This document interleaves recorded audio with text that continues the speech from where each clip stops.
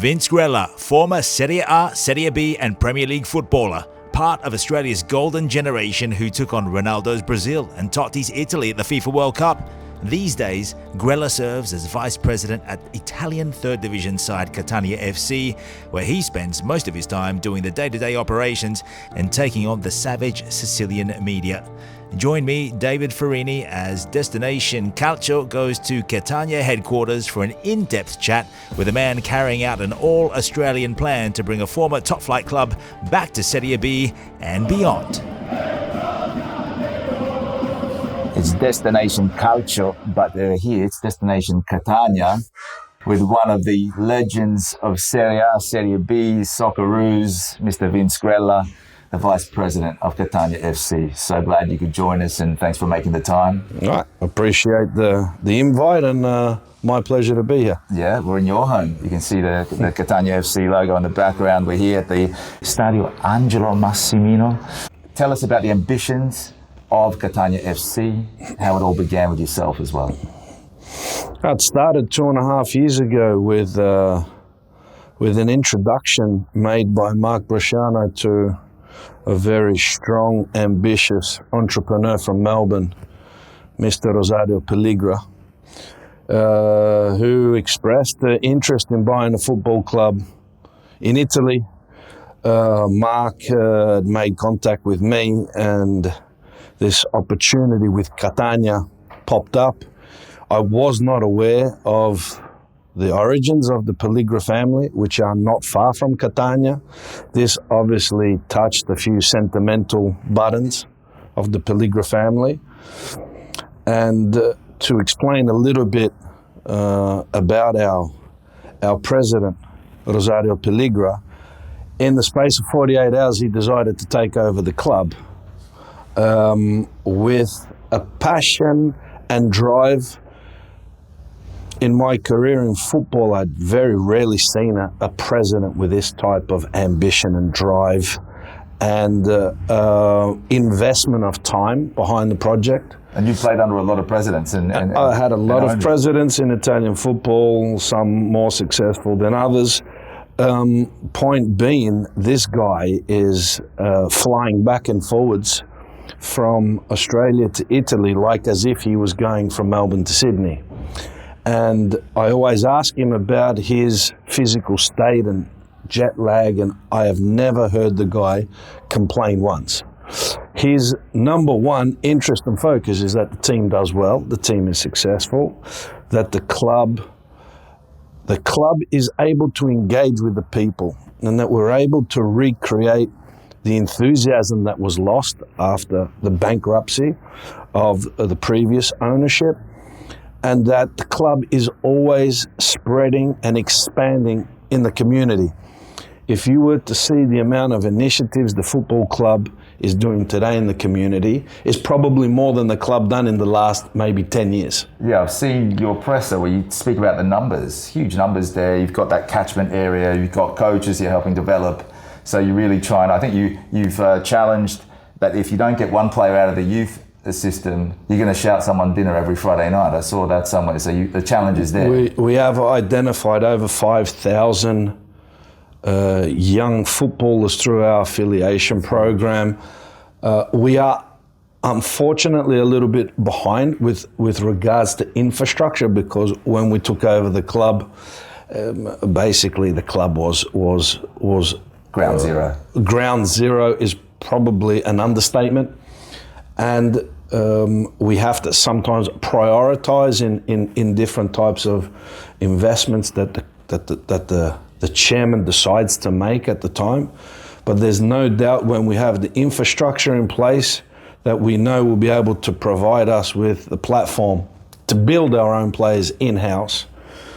I think that the future will be very bright for Catania Football Club, and this will show again the involvement of the Pelligra family, not only for the football club, but for the whole, let's say, community and territory around Catania, with more investments that he's been making, shows the true intentions of this entrepreneur, not only to have a football club as a little toy, but to actually leave something that is going to last in time. Yeah, and Do you think there's that mentality of so many, obviously Australian born, we know what it's like to have an immigrant family go over there to look for work. You get that work mentality, the ethics there. If you don't have a hard work ethic, you know, you're nothing in the Italian-Australian family.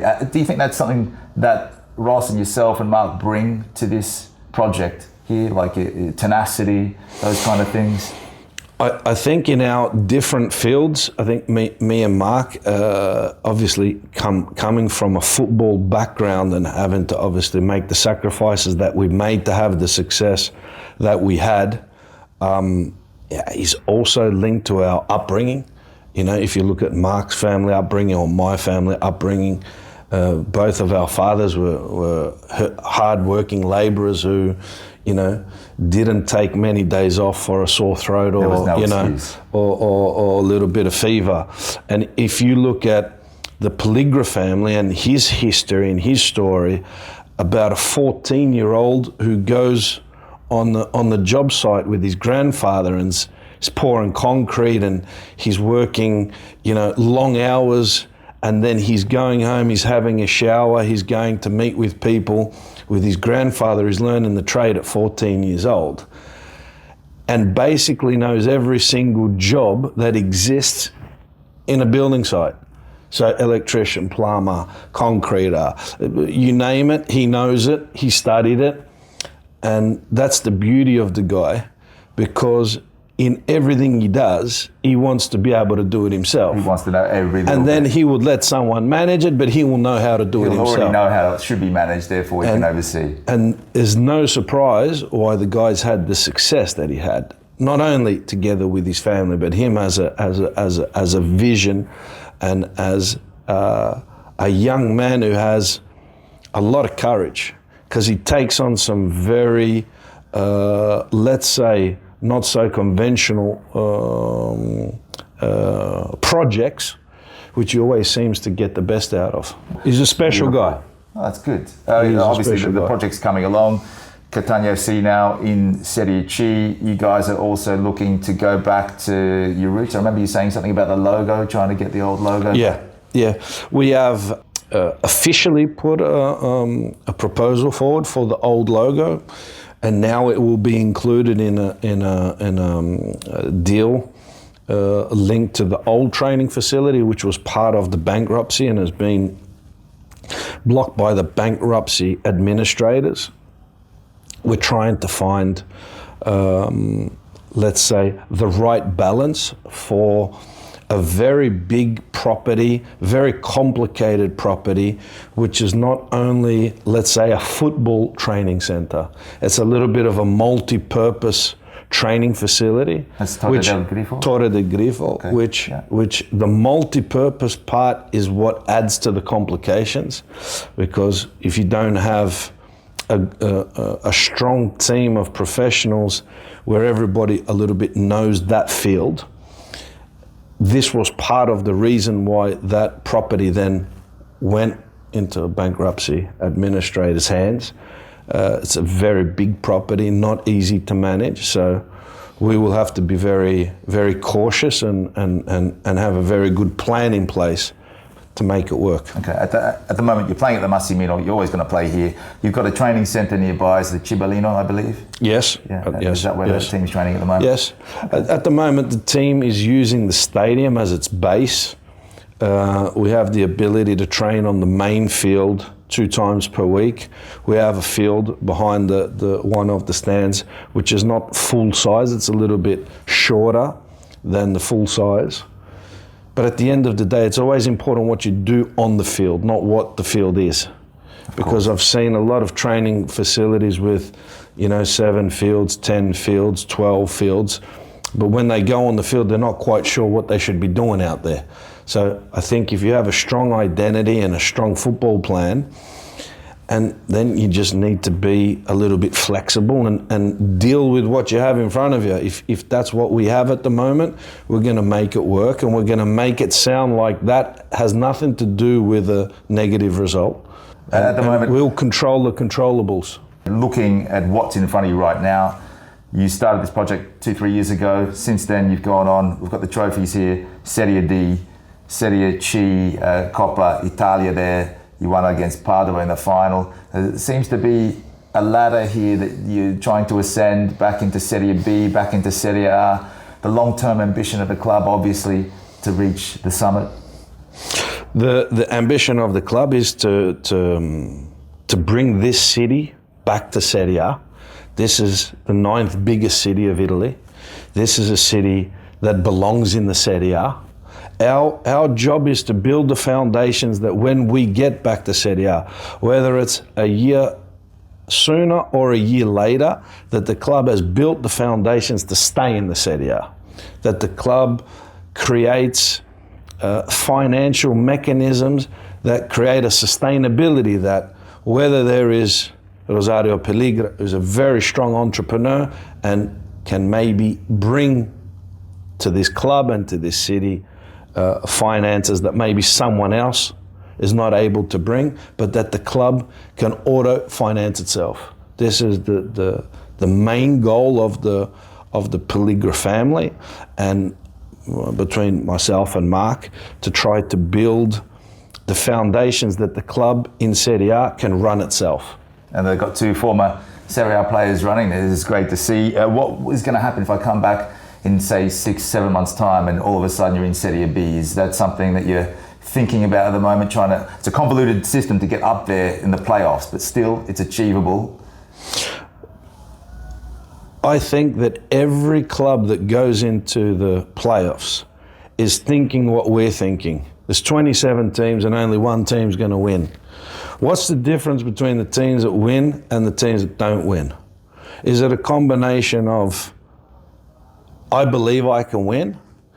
Is it, I have a little bit of luck on the day? But someone's going to win the playoffs. Now we need to believe that we are going to be that team. Because only if you believe you're going to be that team, you have a chance to win it. And then if we are kissed a little bit on the forehead, maybe the luck will bounce in our way. But only if you believe that you're going to be that one of 27 teams. Because everybody's thinking the same. Very difficult to win. And they're already starting to put their hands a bit forward. Because if you don't win, then you say, well, it was the playoffs. It's a bit difficult to win, you know. I don't want our club to think like that. I think of Carrarese last year. And I think of Catania this year. And I think, why did Carrarese win? There is a reason why they beat their opposition. Self-belief. They believed that they could win. And now that they've ever been there this year, it's a great little stadium as well, and then maybe Catania can get there. You've got 2 former Serie A guys at the helm. You've got also the right recipe there, the Italian-Australian flavour with Rosario Pelligra as well, and it seems like a great project. We're going to be here for the game tomorrow, and that is a 6-pointer in itself, isn't it? Because you're chasing Crotone. It's a big game. We have now gone 6 games undefeated. We have won the big derby as well. We won the derby. We have regained a little bit of faith within the playing roster. We have also regained some of the injured players, which for the coach, for the coaching staff, and also for the training intensity and level. When there's competition during the week, the training level and intensity rises. Everybody's fighting for a position. This helps the coach. This helps that who plays knows that there's a player on the bench who could quite easily take his position. And this raises a little bit performance. And I think this last 2 months, there's been a small change also in the feeling between the players and staff. A little bit of electricity. Good vibe from outside. I tried to keep my distance from the team because of my role inside of the club. And as an ex-footballer, you are always attracted to the playing team and to the coaching staff, just because that's what we've always done. But as, let's say, the highest representative of the Pelligra family here on the ground, I always have to keep a little bit of distance. because that distance helps you make decisions in difficult times, and you don't get too attached to people in different roles. I strongly believe that we have all of the cards to win promotion. We have our head coach who's won 5 times the title. So he knows what it takes to win, and he knows what it smells like to win. So if he doesn't get the right sensations under his nose, he knows how to make the adjustments and modifications that maybe somebody who's never won will know what it smells like. This is a very, very big advantage. Plus, we have some of our key players who, for a reason and who for another, during this season have not quite hit their straps. They've been underperforming, and we feel that their performances are coming back at the right time of the year to where they should be. So, and that's what you need. You need that momentum building, because that playoff, it's like another season. Especially if you finish lower down. If you finish 10th, you have to play all the way through. You got way more chance of getting knocked out. It's a harder run. We hope to regain the atmosphere at the stadium, which is a little bit like the 12th man on the field. Unfortunately, for problems linked to some negativity, some local media who wanted to dismantle not only a football project, but like the bigger design of a plan because of a few negative results. There's created a very negative atmosphere at the stadium.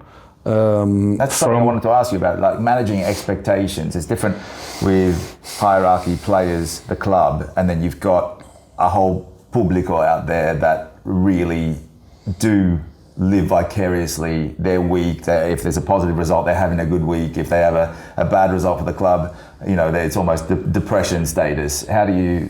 What's your experience with trying to manage those expectations of the?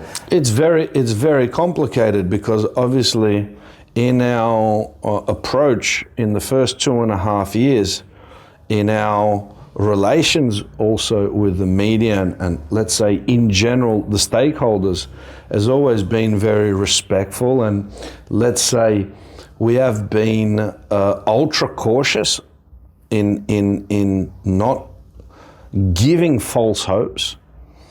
And between not giving false hopes, but also talking about what is the bigger plan, what is the project, the amount of money that the Pelligra family has invested in the football club. There has been no president that has spent even close to this amount of money. And we are in the 3rd division. This is a sign of not only the strength of the individual, but the intentions of the individual.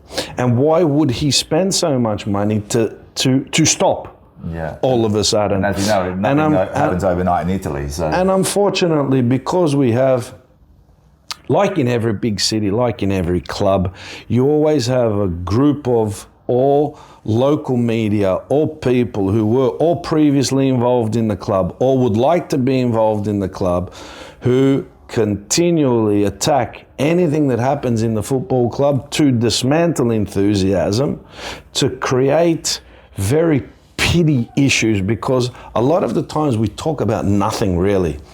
There was a lot of comments around, let's call it the balance sheets of the club, where the club has a loss.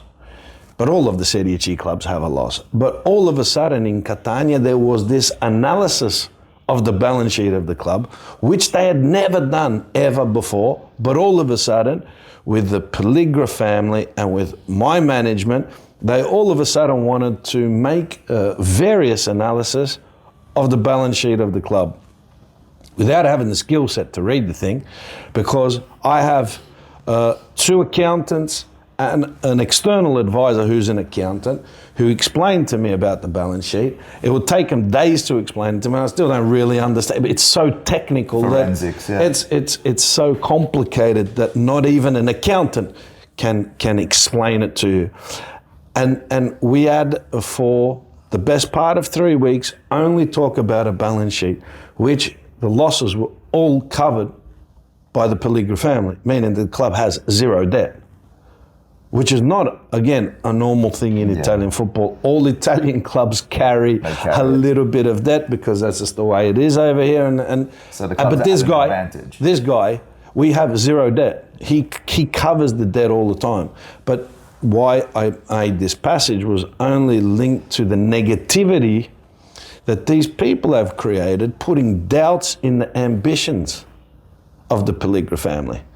And if you think about the amount of money you spend and why would he change now, you would have to be with an ulterior motive to continue to go on about the same thing. Yeah, it's almost as if the media, and we're not here to do the forensics on the numbers. I assure you that. It's almost as if they need something to write about, and perhaps they've. You could write about so many things, and what we have always tried to do was to not make them ever think that they couldn't ask a hard question, and they were not going to get a sincere answer. We always allowed them to ask whatever they thought they needed to ask. We never filtered questions. We always gave large space for them to ask questions, whether it be in an official way or unofficial way. I always believed, because I don't believe it anymore, that for there to be good relations, you need to create a two-way respect. Respect is not a one-way street. You want to have respect, then you need to be able to give. Now, unfortunately, because of their character, their background, their level as a person, they pretend a certain level of respect which they don't give back. So the club has no choice but to protect its best interest, because we can only show respect to who deserves to be respected. And they unfortunately have lost this opportunity. Well, at least in footballing terms, the rebirth of Catania is getting respect around the planet, and that's what we're hoping continues to snowball for you. And we want to see Catania back up in Serie B, then in Serie A. So, let's round it off on a positive, and let's hope that tomorrow you get a massive result as well. Fingers crossed. Fingers are crossed. Is there a good luck little charm in Sicilian culture maybe that you... Is it the cordony or the... There's the cordony. There's a lot of salt being thrown in the stands and on the field. I'm not a superstitious person. When I played football, I never thought about the same jocks or put the right sock on instead of the left sock or all of that type of stuff. I never really believed in it. I don't believe in it now, but I don't dismantle people who believe in it. If that's what rocks your boat and it makes you feel good and you want to wear the same jocks or the same jacket or the same sock, I'm happy for you. I changed mine this morning. The main thing is that we create a good feel and a good environment, and we win together and we lose together. There's not one person who wins and there's not one person who loses. If we can change this mentality, because unfortunately we always need to add to the bandwagon. Because when we win, the bandwagon's never big enough. Yeah, it gets bigger. But when you lose, it's always someone's fault. Now, if we can't help them understand that mentality is not going to bring success to the football club, and if we win together, and if we lose, we will lose together, and this mentality, apart from the classical cliche that we heard since we were kids, but those words there will make the difference in this football club. Because only by thinking in this way, when we don't win, we'll win quicker. Because if you lose one game of football, there's a Sunday after that you can win a game of football. But what happens here is if you lose a game of football, they drag it on for so long that you go into the next game with wanted to point the finger at somebody. This mentality is not going to bring success to this football club. Well, now that you're in a management position, Vice President of Catania, do you see any similarities from ultra-critical people during your playing days to the present? Different kind of battle? I've been criticised as a player by a journalist in the past, and I don't want to mix the apples with the oranges because it would be, there's still a fruit, but an apple's an apple and an orange is an orange. I was criticised by journalists in Serie A. Whether I agreed or not with their analysis, they were people who watched and lived and had experience in Serie A. The challenge that we have today is the mentality of the football club, the mentality of the administrators is always to be in the line and the professionalism of a Serie A environment. But we play in Serie C. So we need to be able to manage this in a very, let's say, intelligent way, because we can't expect what we would expect in Serie A in Serie C, because it's not the same thing. With regards to the analysis of the journalists, local journalists, whether I agree with them or not, I will always have respect for another person's opinion. Always. I don't have to agree. There's only one thing that really annoys me is when their analysis becomes something personal. It's not objective. It's not linked to actually a situation that has occurred, but it's linked to something previous that they need to take that stone out of their shoe. This is something that annoys me because this dismantles the enthusiasm of the football club for no reason but that person having some personal satisfaction for 5 minutes. Actually, it's something that we see a lot. We go to a lot of press conferences and journalists aren't asking questions. They're letting the coach know their opinion, and then the coach is always like, and the question? So we've been there, we've seen it everywhere. It's in all the divisions. There you go, you beat me to it in the sense that this is something that it's not that I don't struggle with it. I don't comprehend it because inside of a winning environment, there's like more components. There's a football club, there's an administration, there's a coaching staff, there's a medical staff, there's a playing roster, there's a supporter base, there's a local journalism. This becomes a little bit of a family. This family needs to be talking a similar language. That doesn't mean you need to say I'm doing a good job if I'm not doing a good job. But you also need to have a little bit of a more open vision and be a little bit more objective, because your comments, which are everyday, can condition that person who's listened to you from Monday to Saturday and then comes to the stadium on Sunday. With what type of spirit is he coming to the stadium?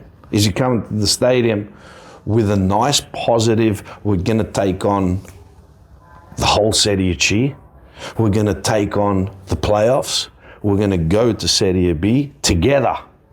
Because if we go to Serie B, Vince Grella is not going to Serie B. Rosario Pelligra is not going to Serie B by himself. We are all going to Serie B. Because that is the objective. But unfortunately, when you have a very weak personality and you need to talk about me often, what I'm just talking to you about is never going to work. We're not into shock journalism, and the English-speaking media, we actually have these issues a lot with Italian clubs where they're actually worried that we're out to get them in the Italian way, and we have to reassure them, look, we're here to ask questions. But I've been here for nearly 26 years now, so I know how it works. Yeah, well, look, a long time. The Catania Express, let's hope that it keeps going in the right direction. You've got the silverware to show, Serie D, Serie C. First trophy in the history of the football club. You can go and find out, because there is a little bit of talk about when the club actually started. I don't want to get involved in which year, which day, which month. So you can follow that bit up yourself. The point being, that the first official trophy won by this football club was won by the Pelligra, or Catania Football Club, owned by Rosario Pelligra. The first chairman to win a trophy. There's been chairmen before him, very successful. There's a lot of people who continually talk about that, but the first official trophy won by the club was by the Pelligra management. And the rebirth is here, the Rinascimento at Catania. And let's hope that the Grella Bresciano Pelligra combination with Catania FC, the whole community and everything, keeps going in the right direction. We want to see you in Serie B, first and foremost, and then, you know, there's nothing wrong with that. Then get to Serie A, slow. Show us what you got in the second division, and you've been there and played there, and we hope that you can lead this club up. Thank you very much. Thank you so much for your time. My pleasure, and thank you for the invite. Pleasure. Thank you.